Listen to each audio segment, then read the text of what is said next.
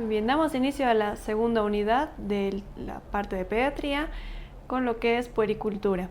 En este tema vamos a poder revisar lo que es crecimiento y desarrollo, nutrición en pediatría, algunos trastornos nutricionales y desarrollo psicomotor.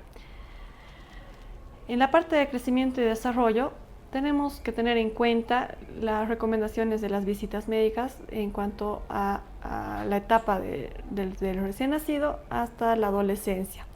Recordemos que en las primeras semanas de vida se tiene que hacer un seguimiento al alta, una vez determinada el alta del recién nacido, a la primera semana de vida, a las 2 semanas, al mes, a los 2 meses, 4 meses, 6 meses, 9 meses, al año, a los 15 meses, 18 meses, a los 2 años, 2 años y medio, 3 años.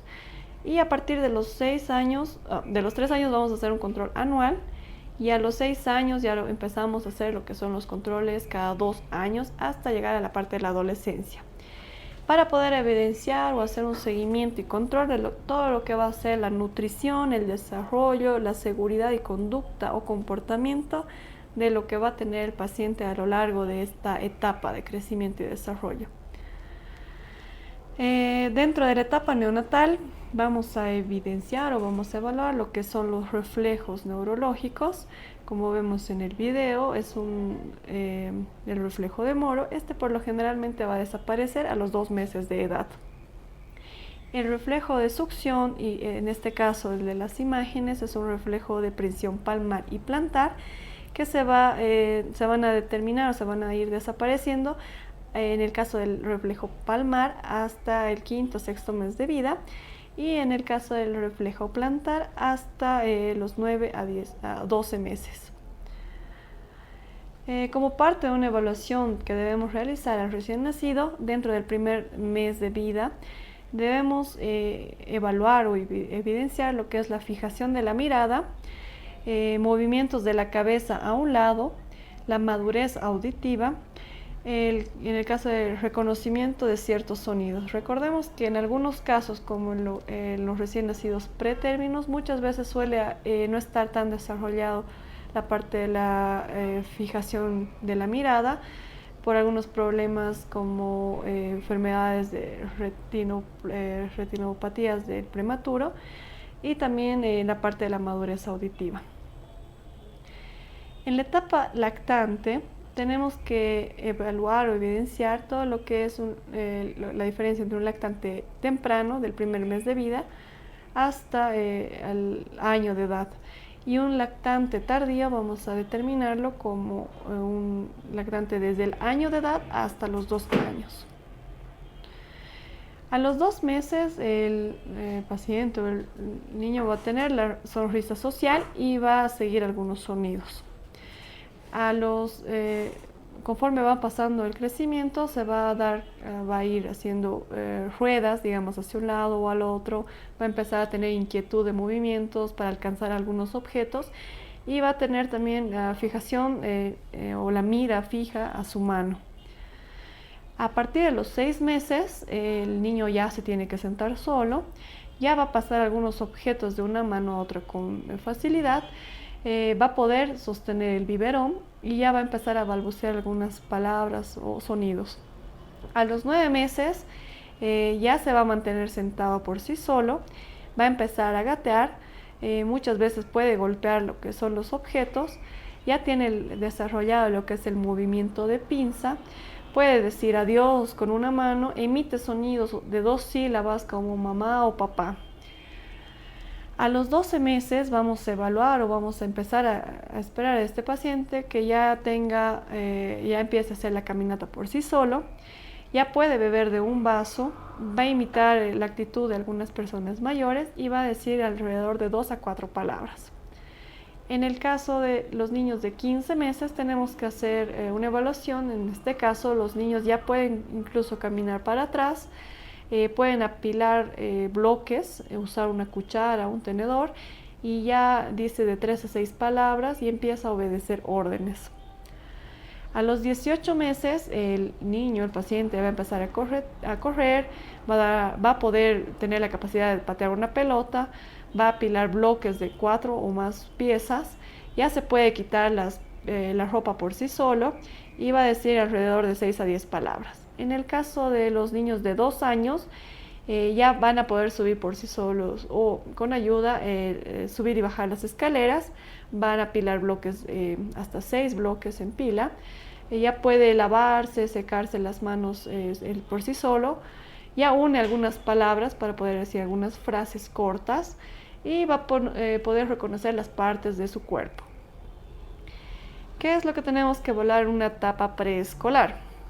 En esta etapa es donde los niños ya desarrollan más a nivel social, ya van a poder tener contacto con otros niños, vamos a poder evidenciar todo lo que es la relación social y personal como tal y algunas características de la personalidad.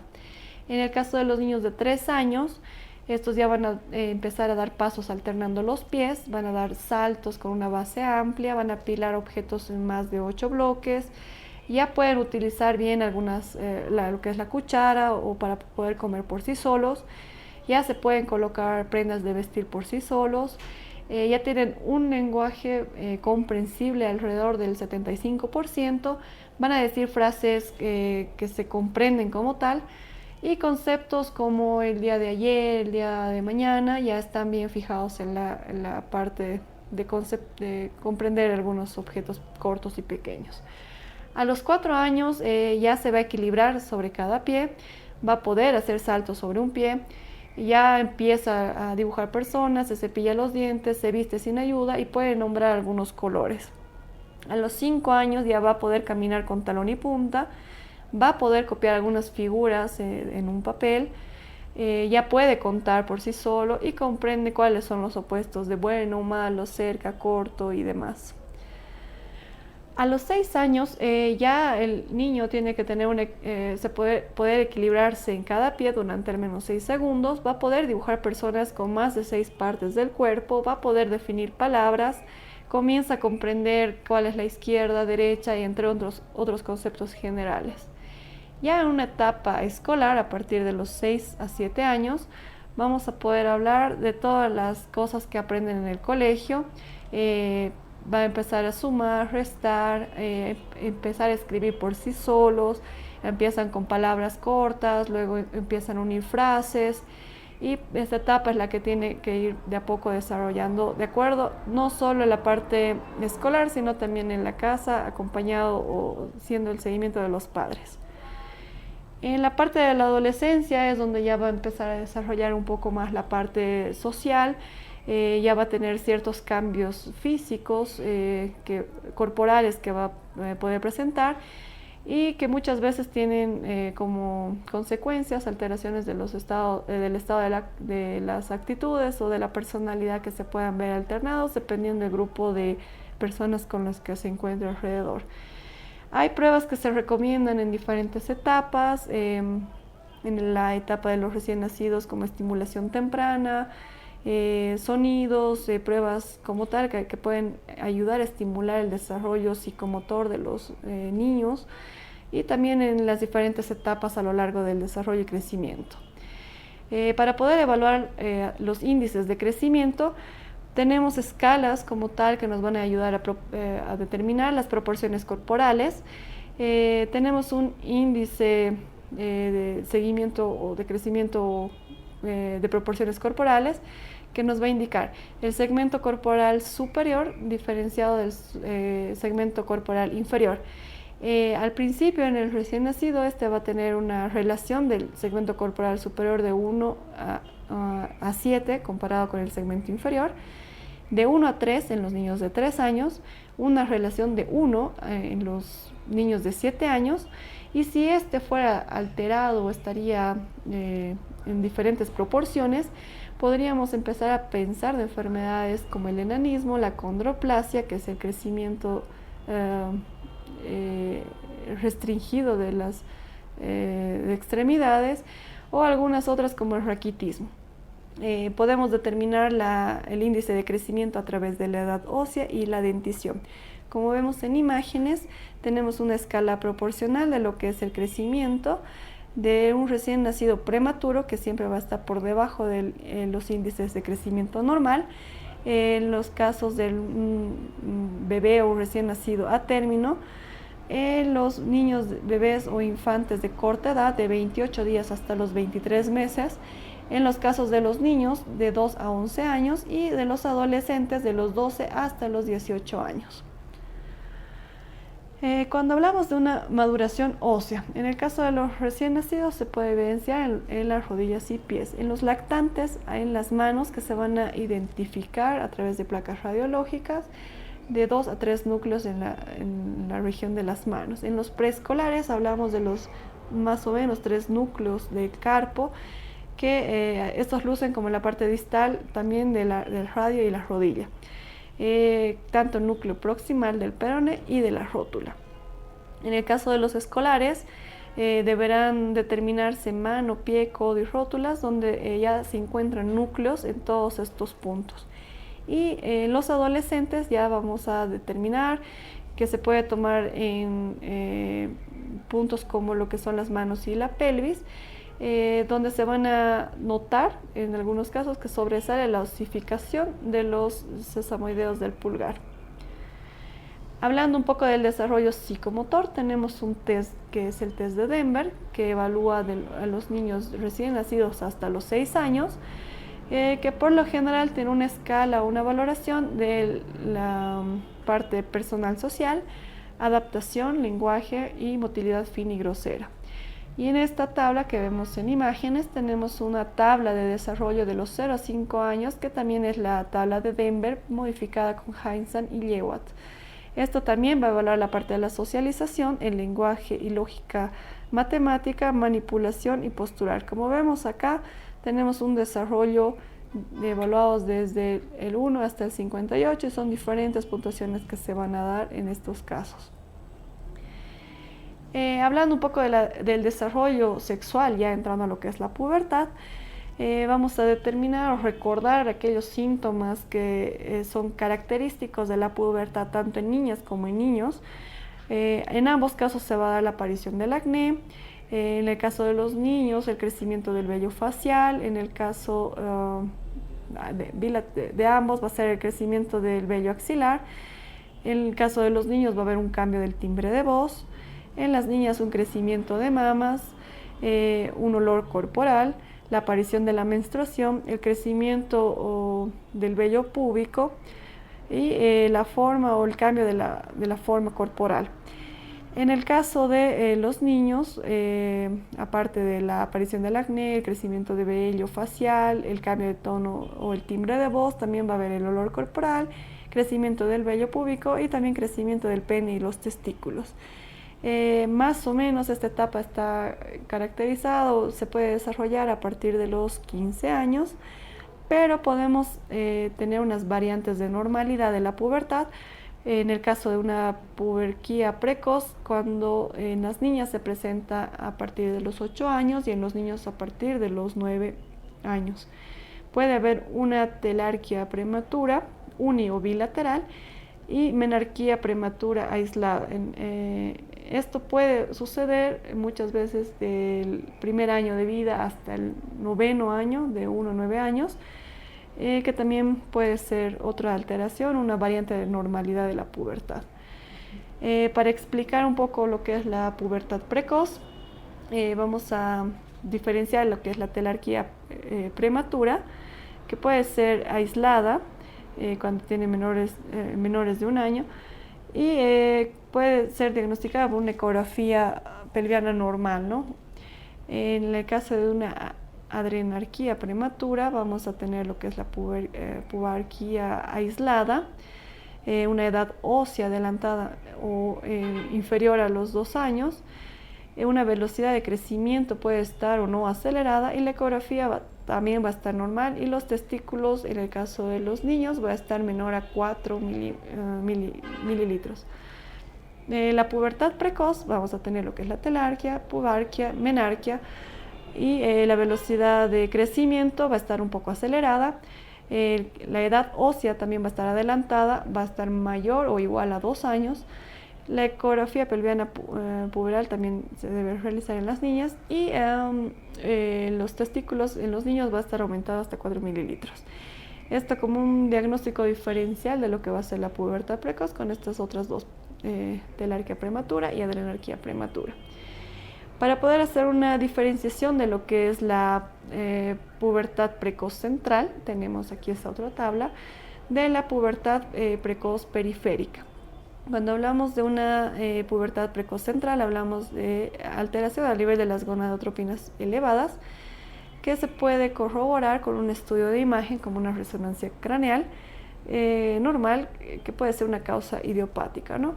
Y un estudio de imagen patológico nos va a dar una causa orgánica como los amartomas o tal vez otras causas. En cuanto a la pubertad precoz periférica, las gonadotropinas no van a encontrarse elevadas, pero va a haber la presencia de hiperplasia adrenal congénita a través de estudios de esteroides suprarrenales, estudios de imagen patológica como tumores ováricos, tumores testiculares o suprarrenales. La hormona gonadotrofina humana va a estar elevada, puede haber un tumor productor de gonadotropinas, puede haber antecedente de una historia familiar de pubertad precoz en el varón, displasias óseas o manchas de café con leche, como es el síndrome de McCune-Albrink. Para hablar un poco de lo que es la nutrición en pediatría y los trastornos nutricionales, vamos a recordar desde el inicio en la lactancia materna, en el recién nacido, la importancia de la lactancia materna.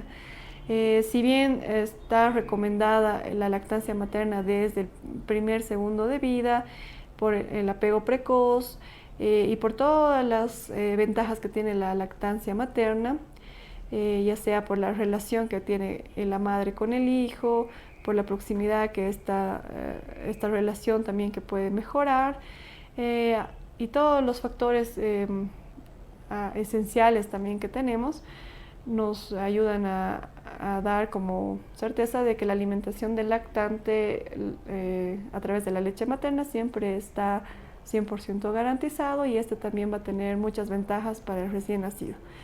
Tenemos en imágenes una tabla que nos compara lo que es la leche materna con la fórmula infantil o la lactancia artificial. Como ven, tenemos todas las ventajas de la leche materna, como que este va a poseer antígenos de la madre, que va a proteger al niño, que tiene ventajas como factores antiinfecciosos, ayuda con los factores de crecimiento. Este tiene proteínas, grasas, hierro y vitaminas que están corroboradas, que son suficientes y que son de fácil absorción. Tiene agua de forma natural. Esta nos va a disminuir el riesgo de infecciones en el recién nacido. Provee de anticuerpos y antígenos para evitar algún tipo de alergias. La creación del vínculo afectivo madre e hija también van a estar más relacionadas con la parte de la lactancia materna. Y en ocasiones lo principal, digamos, o que ayuda bastante con los problemas de dentición, problemas con el lenguaje, y que el costo obviamente es gratis. Y en cuanto a la fórmula materna, tenemos todo eso al contrario, tiene en poca cantidad lo que son los contaminantes antibacterianos, factores de crecimiento y demás. Recordemos que el calostro va a ser la primera lactancia, o durante la primera lactancia, que va a poseer todo este tipo de factores que van a beneficiar al recién nacido, que son atribuidos de la madre. Y bueno, está 100% recomendado lo que es la lactancia materna a través de la leche materna, ¿no? ¿Qué vamos a decir? ¿En qué casos están contraindicados? Tenemos que recordar que las contraindicaciones para este tipo de alimentación del lactante, en el caso de la leche materna, solo se van a dar en estos casos como infecciones por VIH, citomegalovirus, herpes, hepatitis, tuberculosis activa, que actualmente la madre no esté recibiendo un tratamiento o que no haya sido tratado. Enfermedades metabólicas como la fenilcetonuria y la galactosemia. Y en el caso de enfermedades que presente la madre, que sean enfermedades graves, como caso de sepsis, nefritis, eclampsia, hemorragias graves, todo lo que es el cáncer de mama, drogadicción y demás. Solo en estos casos se van a contraindicar lo que es la proporción o administración de la leche materna. Hablando un poco de lo que es la malnutrición o desnutrición, tenemos rasgos clínicos muy previstos. Estos siempre se van a dar por bajo aporte de calorías, de proteínas a través de la alimentación. Las enfermedades más graves que nos van a dar por malnutrición van a ser el marasmo y el Kwashiorkor. Estos se van a diferenciar, tenemos igual en imágenes las tablitas, que nos va a ayudar a recordar un poco la diferencia entre ambas, ¿no? Como la pérdida del tejido graso, el edema, la hepatomegalia, la ascitis, dermatitis, cambios de la coloración de la piel, alteraciones a nivel del cuero cabelludo, cambios psicomotores, la palidez de la mucosa en casos por anemia o algunas deficiencias de vitaminas. Tenemos acá una tablita que compara ambos casos. En el caso de Kwashiorkor vamos a tener una desnutrición energético-proteica, ¿no? Esto se va a dar en niños mayores de 1 a 5 años. La apariencia va a ser edematosa. Vemos que la masa muscular está disminuida. El cabello tiende a ser delgado, pálido, incluso a veces de color rojizo. Tiene debilidad, es quebradizo, se presenta con estados de esteatosis hepática, hepatomegalia, lesiones húmedas cutáneas como unas dermatosis, alteraciones hidroelectrolíticas como la hipocalcemia y el aumento del tercer espacio, ¿no?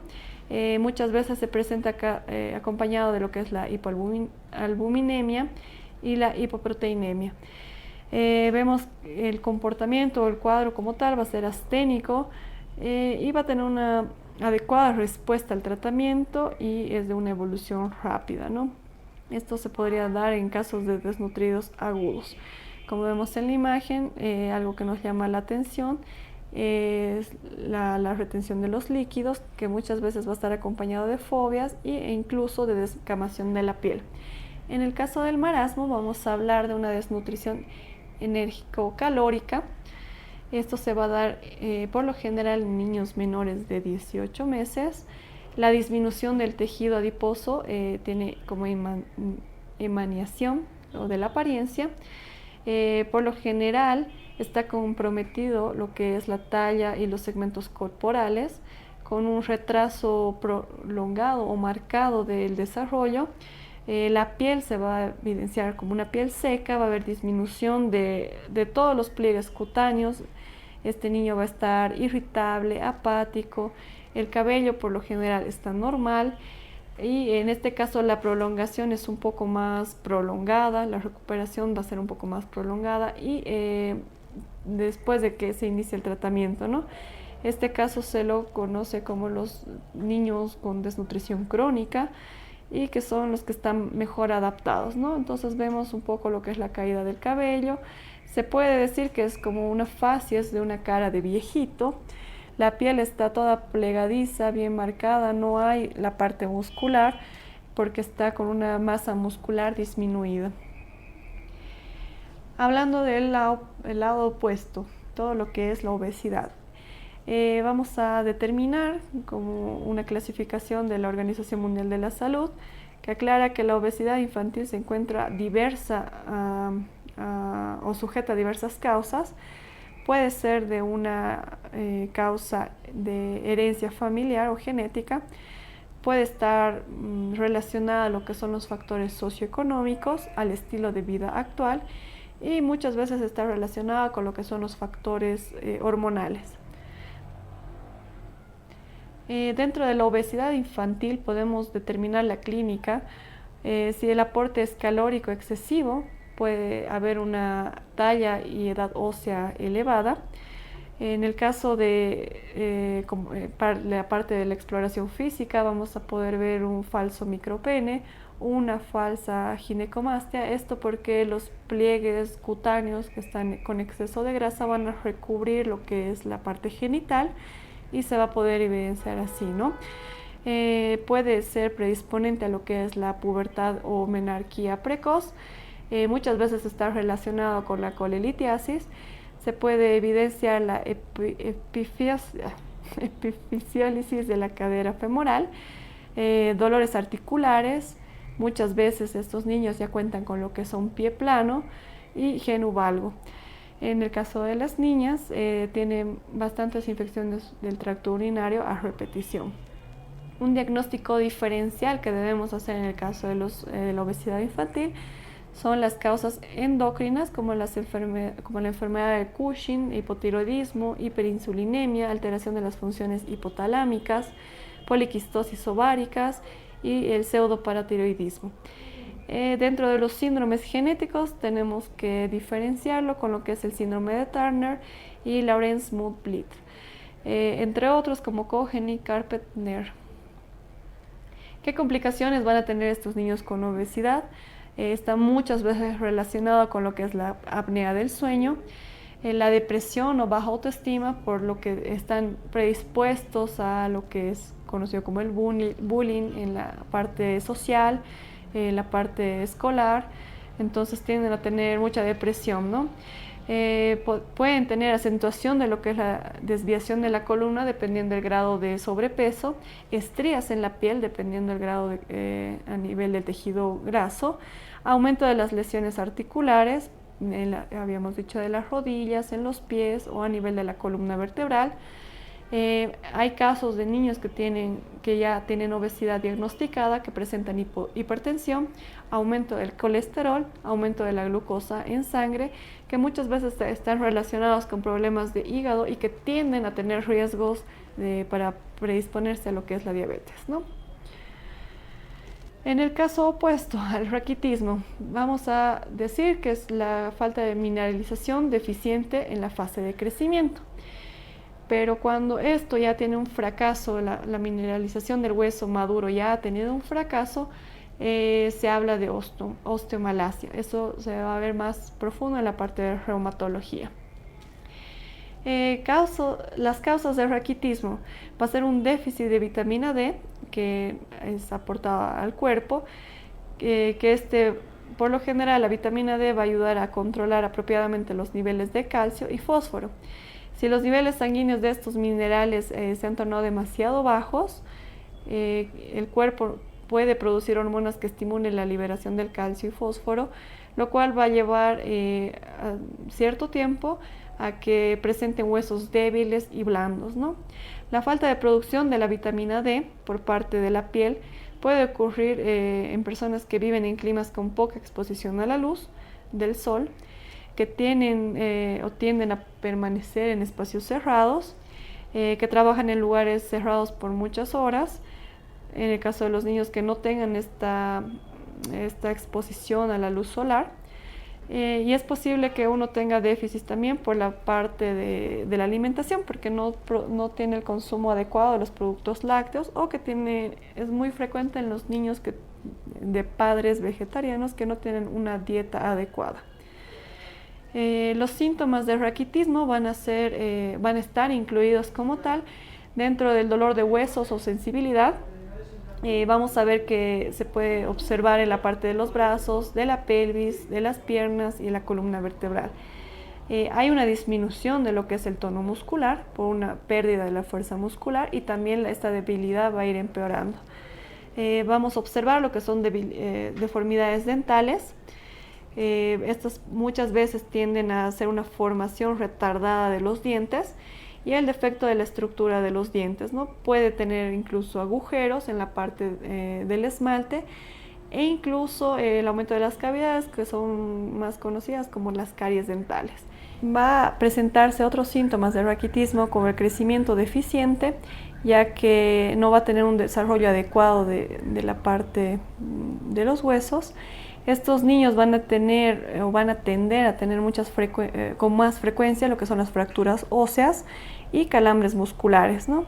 En el caso de algunos niños con raquitismo, tienden a tener baja estatura, y por lo general de adultos llegan a medir entre 1,50 m, ¿no? Van a haber deformidades esqueléticas, como el cráneo de forma irregular, las piernas arqueadas, como vemos en imágenes, en las radiografías y tanto en la parte clínica. Tenemos una presentación de las piernas arqueadas. Esto también se conoce como patizambas, que van a ser muy propensos a lo que son las fracturas de tallo verde y de los huesos largos, que por lo general son asintomáticas. Va a haber deformidades de la parte pélvica y de la columna vertebral. En algunos casos también se presentan los cráneos Daves, rosarios raquíticos, que son prominencias óseas que se van a evidenciar en la parte de las costillas, el captum quadratum, el tórax en forma de paloma, que es con una proyección del esternón y su cartílago hacia adelante, el surco de Harrison, una depresión horizontal que va a aparecer en la parte inferior del tórax, una deformidad pélvica con crecimiento retrasado, y en algunos casos va a haber el enanismo raquídico, ¿no? Con un genu varu, por una relajación de la parte ligamentosa de los miembros inferiores, ¿no? Como vemos acá. ¿Qué pruebas, exámenes y cómo se hace el diagnóstico de esto, ¿no? El examen físico nos va a dar un 80 o 90% de lo que es el diagnóstico.